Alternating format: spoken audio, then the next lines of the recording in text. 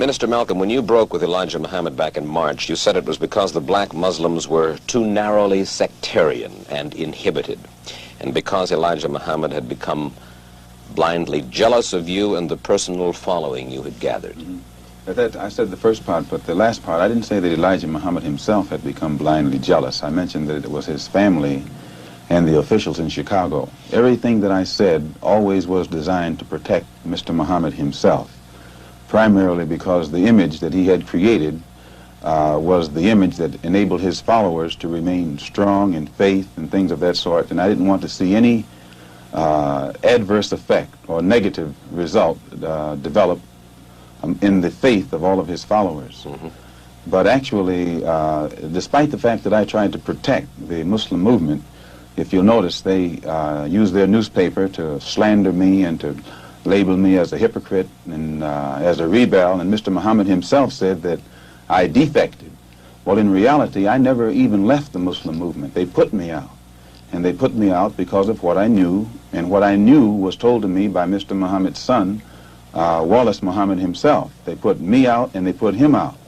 Well, now, first of all, let's find out what it is that Wallace Muhammad, Elijah Muhammad's son, told you. Well, number one, if you notice, the stick that I always used in presenting, representing, and defending the Muslim movement was the fact that it had the ability to reform the morals of the so-called Negro community. It eliminated drug addiction, alcoholism, fornication, adultery, loose sexual behavior, which meant that it eliminated bastard babies, illegitimate children. Well, as long as I knew that this was what it represented and it gave me a strong stick, I could represent it and defend it.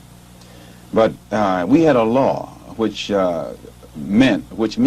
was that whenever any Muslim became involved in any kind of sexual relationship with someone to whom they weren't married, that person would be brought before the Muslim community, humiliated, and then isolated for from 1 to 5 years. This was our law. Well, in 1954, a teenage sister left Detroit and became one of Mr. Muhammad's personal secretaries. And there in the Chicago office, she became pregnant after being there for a year, and she was brought before the Muslim community and humiliated and isolated. And a year later, another secretary, this time one from Lansing, Michigan, came to Chicago. She also became pregnant. She was brought before the community and humiliated and isolated. And because the other person was never brought forth during this court session, it was concluded by all of Mr. Muhammad's followers that it was a non-Muslim who was the other party. Well, we grew so rapidly until that in 1957 or 58, the secretarial staff was expanded to, I think, 8 teenage sisters. In 1959, 6 of them disappeared. 2 of them reappeared in Philadelphia about 2 or 3 months later, and they were all right. The other 4 reappeared in 1960. All 4 of them had babies. All 4 of them had become involved with someone and become pregnant and had these children. So it was, from what I now know, when the 4 of them got back to Chicago and began to compare notes, they found that the same man had told all of them the same story and had made all of them pregnant, that the same man was the father of all 4 of their children and had also been the father of the children brought forth by the 2 secretaries who preceded them. So this story was kept among these sisters until 1962. 2 of them rebelled against the person who was responsible and began to tell the story all over the city of Chicago. It caused many of the Muslims in the Chicago mosque to leave and go back out in the street. They knew it, and I knew nothing about it until 1963 when Mr. Muhammad's son, who had been in prison, came out, and he had been a minister, and he was very religious and spiritual. And when he began to hear these rumors around Chicago, he went to one of the sisters, and the sister admitted to him that the rumor was true. And it was he who first told me about it. And when he told me about it, I wrote to Mr. Muhammad and told him about it, and he admitted that he had a knowledge of it, and that he'd given me a religious explanation that would fit into prophecy and all of that. So I was quiet. And it wasn't until October of 1963 that it came up again. And when it came up again, I realized that the same person who had made these other sisters pregnant was still busy doing the same thing. He hadn't stopped. Two of the sisters had 2 children by the same man, and one of those 2 sisters was pregnant still, getting ready to have a 3rd child by the same man. So when it was known among the Chicago officials that I had a knowledge of this, they become very fearful of me. They became very antagonistic toward me, and they had to do something to diminish the authority that I had, for fear that if this became public knowledge, the followers would leave the Muslim movement and follow me. And it was at that time that they used the statement that I made against President Kennedy as a pretext to cut my authority, and some other things happened that finally produced the split, or forced the split. And when I made the split, the only reason that I didn't make this public knowledge was I knew the implications, and I felt that if the Muslims who were in the Nation of Islam knew it, that which enabled them to be so strongly religious and exercise moral discipline would be shattered, and it would cause all of them to go right back and start doing the things that they had been doing previously.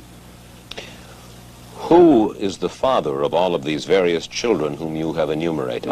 The first one to tell me who the father was Wallace Muhammad, and he told me that the father was Elijah Muhammad himself. One of the sisters, he went to the home of one of the sisters, and when he walked in the door, she says, "I want to let you see something." And she showed him her child. She said, "Here's your brother, and your father is the father of this child." And then I questioned the sisters myself, because I was shook up. And they admitted to me that Elijah Muhammad was the father of their children. And I took it to him. And it was at that time he told me that he was Muhammad, the prophet, and that Muhammad had 9 wives. He also told me that he was David. He was the modern David, and that he was the modern Solomon, and that it was meant for him to fulfill today all of the things that they did back there. And how many of these illegitimate children did he father with the sisters? Well, he made 6 sisters pregnant. They all had children. 2 of those 6 had 2 children. One of those 2 is having a child right now. I am told that there is a 7th sister who is supposed to be in Mexico right now, and she's supposed to be having a child by him. For one thing, when you first separate from your wife, it's a physical separation, but it's not psychological. You still have feelings for her, and you protect her. But after the physical separation has taken place for a while, it becomes a psychological separation. It was the same way with me in the Muslim movement. When I first separated, it was a physical separation, but my feeling was still there. And it was only after my trip into the Muslim world and my pilgrimage to Mecca that I really was able to exercise the objective approach to it that enabled me to see that something had to be done to bring this to light. Otherwise, a whole lot of innocent people would be killed needlessly. Well, these revelations that you are now making about Elijah Muhammad, what effect should they have on his following? Well, I very much doubt that any of his followers who really are aware of what he has done would continue to follow him. He may try and justify it by saying that he's a Muslim, and that a Muslim has a right to these wives. If this were the case, these sisters should not have been humiliated. These sisters have been looked upon for the past 5 years, or 6 years, or 7 years as being guilty of having committed fornication. They have been debased, they have been degraded. I have heard him himself refer to them as having disgraced him. So if they were his wives, he should have given them a position of respect so that all of his followers would respect him, and that they would have the protection of his followers today. Well, do you feel that you then perhaps now should take over the leadership of the black Muslims? No, I have no desire to take over the leadership of the black Muslims, and I have never had that desire. But I do have this desire. I have a desire to see the Afro-American in this country get the human rights that are his due. I believe that the Islam religion is the best religion for our people because it creates unity, and it gives one dignity and racial confidence and all of these things that are necessary to make a complete human being. Are you not perhaps afraid of what might happen to you as a result of making these revelations? Oh yes, I probably am a dead man already.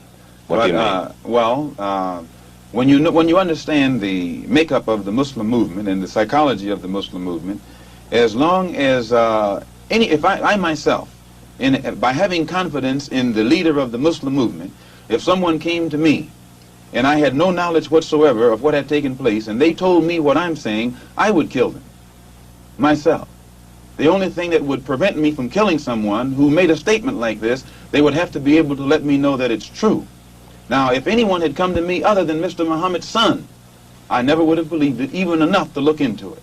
But I had been around him so closely, I had seen indications of the reality of it, but my religious sincerity made me block it out of my mind. Have you received threats on your life? Oh, yes. I first received threats on my life in December. In December. No, not in December, in January. When it first became known that I had come back to New York and told the captain of the fruit in New York, who was my right-hand man formerly, and also the secretary of the New York Mosque and the minister in Boston. When it became known that I had told them, then an effort was made to shut me up. One brother encouraged to go out to my house and shut me up. And fortunately, it was a brother who was well capable of doing so, but it was a brother who was highly intelligent. He was academically equipped to think for himself. And what he was told to do didn't add up. And fortunately, he was the one who put out a feeler to me to find out what was wrong. And I opened his eyes. And then he opened the eyes of the same crew whose job it is to do this kind of work. You mean he was going to kill you? Oh, yes. One of them was, an attempt was made to get one of them to wire my car with an explosive. That one is with me right now. Well, fortunately, while I was among the Muslims, I never lived beyond my means, and I have learned how to live within means. And I still have the clothes that that was provided for me at that time. I'm in the house that was provided for me, although we're in a court battle, they're trying to get it back. And I have made this statement to them concerning the house, that they could have it if they would take me back, that they would permit me to come before the Muslim movement, the rank and file, and explain or defend myself against all of the charges that they've made against me. They could have the house. But they are going contrary to their own laws by standing up in the mosque and indicting me, but never giving me a chance to defend myself. And they say that no one can judge me but Mr. Muhammad. In this case, Mr. Muhammad can't sit as judge because he's involved in the case. Elijah Muhammad says of the Muslims, we carry no arms, and we do not seek to win victory with arms. We do nothing to others that we would not have done unto us. The two brothers were sent after me with revolvers by Joseph, the captain of the fruit in New York. They were armed. When a Muslim is attacked, and you'll find this to be the pattern, when the Muslims were attacked in Monroe, Louisiana, Elijah Muhammad gave no signal to anybody across the nation to come to the defense of their brothers. When our brothers were attacked in Los Angeles, again Elijah Muhammad gave no signal to anybody to come to the defense of those brothers. Never have the Muslims anywhere in the country gotten any kind of instruction from the national office or headquarters on how to defend themselves when they are attacked by outsiders. The only times the Muslims have ever been given any instructions to commit violence is when that violence is directed against a fellow Muslim.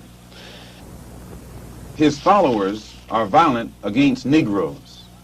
Against Negroes? Yes, his followers will go out and attack another Negro, like they will attack me, or they will brutalize a fellow Muslim who breaks the law.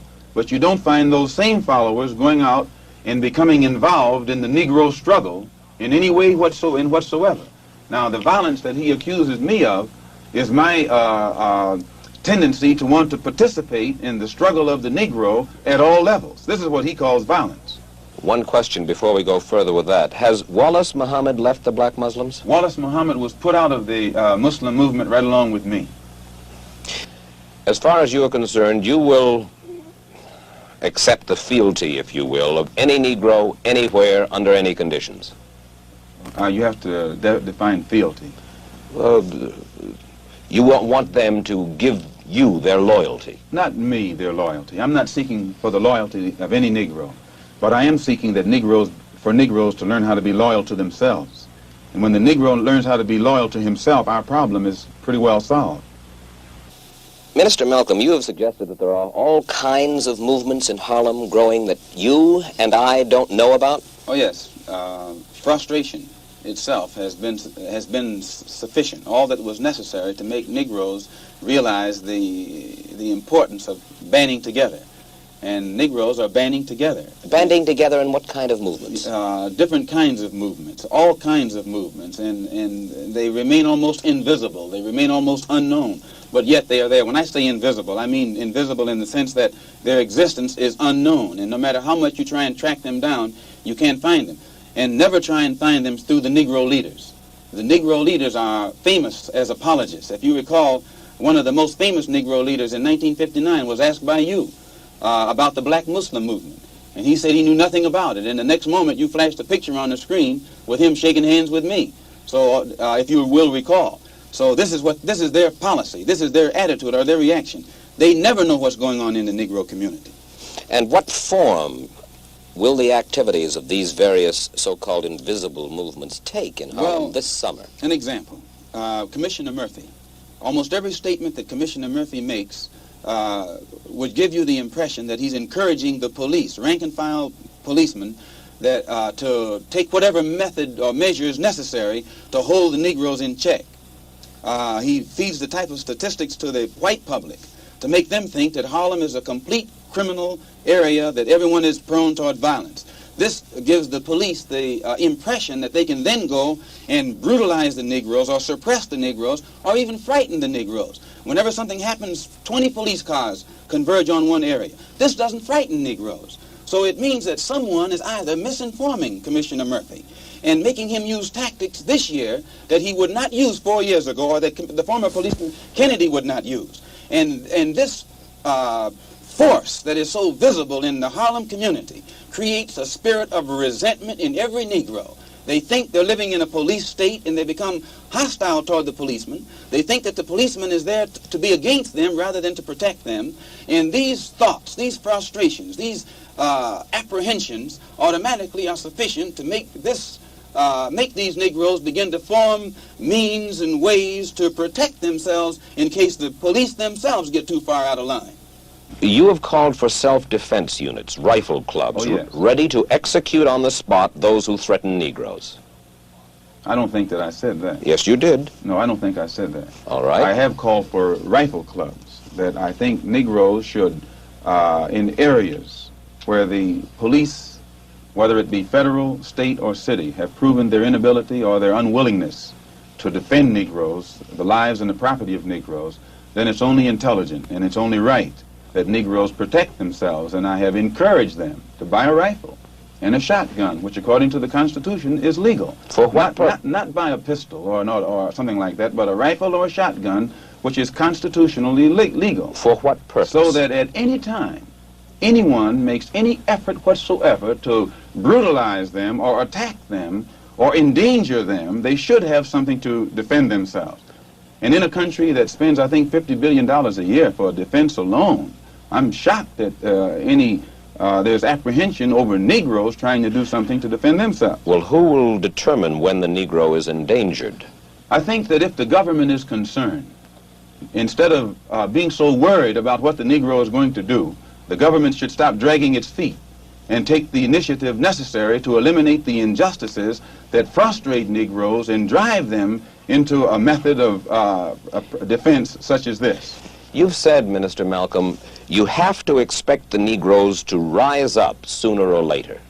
Oh, yes. What does that mean? Well, just the same thing that it meant in South Vietnam and these other places where you find oppressed people. Sooner or later, they rise up against the oppressor.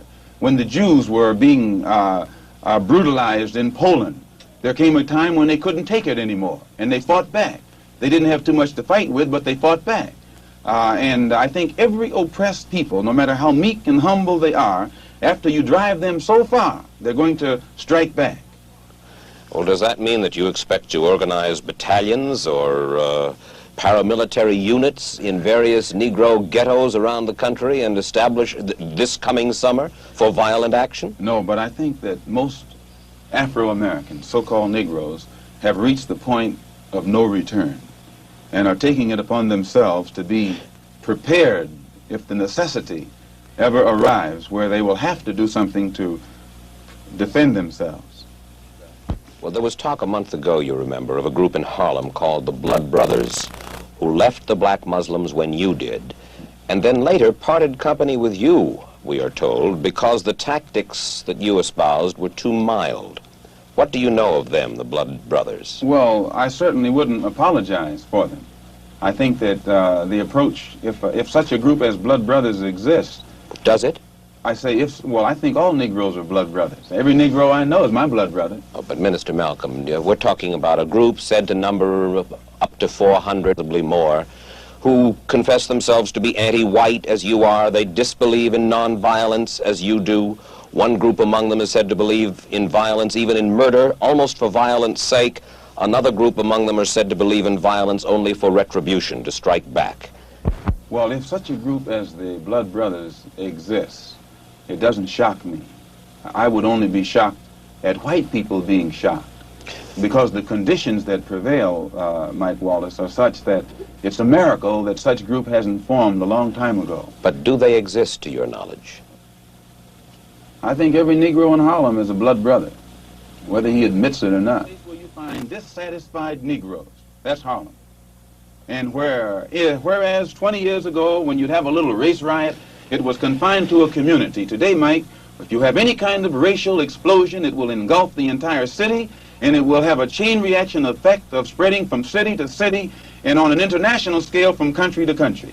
And I, for one, would not like to see it happen, but I am a realist enough and I'm man enough to face the fact that the potential ingredients for this explosion exist, and I will never try and make the public think that it doesn't exist. Well, when you walk through the streets of Harlem, you hear this comment and that comment, and you get the impression that everybody is ready. They have arms? I think Harlem has always been armed. Do you look for violence in Harlem this summer? Yes, I do look for violence. When you say Harlem, mind you, Harlem is New York City. Queens is Harlem. Brooklyn is Harlem. The Bronx is Harlem. Westchester is Harlem. I mean, could you not become the leader of this kind of a group? Which kind of a group? A violent group. It's not a case of becoming a leader of a violent group. I don't think any group, even that's ready, wants violence. It's a case of... Is this not, Minister Malcolm, a call to action of sorts that you are raising here and now? I don't have to raise a call to action. And this is what I'm trying to make white people see. They have lost their ability to be objective where the race problem is concerned, primarily because they know that no real meaningful results have come from the Negro struggle. And in defense of this, they always call it or label it violence. You really believe that any meaningful result is going to come from violence? It's not a case of violence. I think that, see, if you could get away from looking at it as violence, then you would be objective and see that actually all it is a tendency to react to what they are confronting. White people don't realize how frustrated Negroes have become. I think they have come to understand the Negro's frustration, but they are also of the opinion that no good can possibly come from violence. If they are of that opinion, Mike, if you think that the powder keg that's in your house is going to explode under certain conditions, either you have to remove the powder keg or remove the conditions. You can't stand there and label the powder keg as an enemy when you have the ability or have it within your power to change the condition, and it won't explode. Do you know of any contingency plan for action? No. I know of none. But I don't think if you go and study the history of oppressed people, usually their initial action is not a plan. Usually it's a reaction, and it's on the part of a few, and then everybody gets right on in with it. And I think you'll find that if Negroes ever have to resort to any kind of physical action to defend themselves, many white people will be on the side of Negroes. Many white people are fed up with what the Negroes suffer. And this is what I had to become aware of on my pilgrimage to Mecca. I could see then that there are many white people in this country who will side with the Negro in whatever he has to do to protect himself. You have changed your attitude about the white man in the United States to some extent. Well, I've broadened my scope. Travel broadens your scope. It gives you a wider understanding. And I have, in my many lectures on college campuses, seen many whites, even as a black Muslim, whose reaction to much of what I had to say showed me that they were genuinely concerned. Some weren't genuinely concerned, but many of them were. And this element is increasing. But that's a considerable change of opinion in Malcolm X. No, today I'm speaking for myself. Formerly, I spoke for Elijah Muhammad. And everything I said was, Elijah Muhammad teaches us thus and so. I'm speaking now from what I think, from what I have seen, from what I have analyzed, and the conclusions that I have reached. Then the white man is no longer the devil, and he is no longer bound to be evil. The Holy Quran teaches us to judge a man by his conscious behavior, by his intention. And my reason for going to Mecca was to get a better understanding of the religion of Islam and what the Quran teaches. So I judge a man by his conscious behavior. I am not a racist. I don't subscribe to any of the tenets of racism. Then there are good whites and good blacks and bad whites and blacks. It's not a case of being good and bad, good or bad blacks and whites. It's a case of being good or bad human beings.